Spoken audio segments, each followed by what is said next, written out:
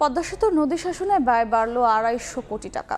অর্থবছর শেষ হওয়ার একদিন আগে ছুটির দিনে শনিবার সচিবালয়ে সরকারি ক্রয় সংক্রান্ত কমিটির জরুরি বৈঠকে ব্যয় বৃদ্ধির অনুমোদন দেওয়া হয়। পদ্মা সেতুর ব্যয় বাড়লেও কাজ শেষ হওয়ায় মেয়াদ আর বাড়ছে না বলে জানায় মন্ত্রিপরিষদ বিভাগ। পদ্মা সেতুর নদী শাসন ব্যয়সহ সিলেট তামাবিল মহাসড়কের 2টি প্যাকেজের কেনাকাটা এবং সার ও ভোজ্য তেল সহ মোট 6টি কেনাকাটায় প্রায় ৩,০০০ কোটি টাকার ব্যয়ের প্রস্তাব পাশ করা হয়েছে।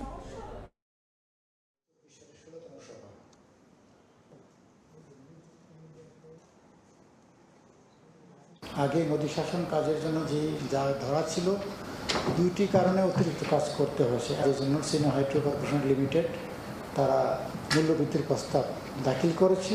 মূল চুক্তি মূল্য ছিল ৮,৭০৭ কোটি ৮১,৪১,৪46 টাকা। সংশোধিত চুক্তি মূল্য দাঁড়িয়েছে ৯,৮34 কোটি ৭৭,৪৫,৩৪৯ টাকা।